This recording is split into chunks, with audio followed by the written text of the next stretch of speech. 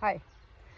Jeg er så heldig, at jeg bor på en slægtsgård, og der har jeg noget land, og det ligger sådan helt ude bag langt væk, så jeg kan sådan set gøre lidt, hvad det passer mig. Og noget, der passer mig, det er at lade tingene gro. Mere eller mindre vildt. Jeg er ikke meget for det der 2 mm ting, som mange ellers dyrker. Så tingene skal have lov til at være, som de er. Og det gør så også, at jeg her på grunden har fået en hel masse hvidtjørn. Og hvidtjørnen er jo vidunderlig. Prøv lige at se, hvor smuk blomsterne er. Og de dufter også. Og så er hvidtjørnen jo feernes træ. Ifølge folkeovertroen, så har feerne rigtig stor sammenhæng med hvidtjørnen. Og hvidtjørnen, den har faktisk også rigtig godt for vores blodtryk. Hvis du har for lavt blodtryk, så sætter hvidtjørnen blodtrykket op. Og hvis det er for højt, så kan hun sætte det ned. Og det kan enten være som te, pluk blomsterne og lave en te, eller du kan også lave en tinktur, hvor du tager et glas og fylder op med hvidtjørnblomster, hælder 50% vodka over, sætter låg på, og lader det stå og trække i mindst 6 uger. Så tager du 30 dråber tinktur i et glas vand et par gange om dagen, og det vil så hjælpe på dit blodtryk.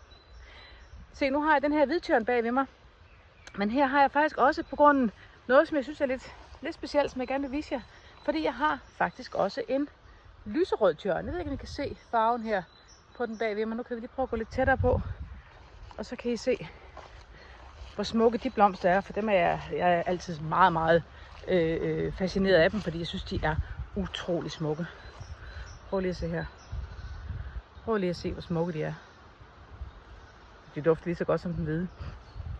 Måske kan I høre min får bag ved mig. Der er et lam, der kalder på sin mor. Fårene går hernede på marken, og det gør de blandt andet fordi, at der her på matriklen forefindes kæmpebjørneklo. Og det må man ikke have her i kommunen, så jeg får trusselsbreve hvert år om, at jeg skal fjerne de her bjørneklo. Og jeg er lidt doven, så jeg gider altså ikke rende rundt med en spade og rodstikke dem. Så jeg får, og mine får, de elsker simpelthen at spise bjørnekloen. Og når så vi når til efteråret, ja, så slagter jeg lammene. Så får jeg kød at spise, som har haft et godt liv. Noget, som jeg faktisk sætter rigtig stor pris på. Det der med dyrevelfærden.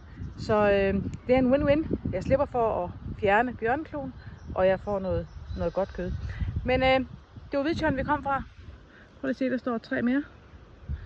Og det var den, vi så på lige før. Og så den her store, flotte, lyserøde bag ved mig. Se at komme ud i naturen, det er lige nu. Det hele er fantastisk. Det er lige nu. Duften er her. Alting dufter. Det blomstrer og kribler og gror. Ja, jeg tror, det er min yndlingstid på året. Så ud og nyd den.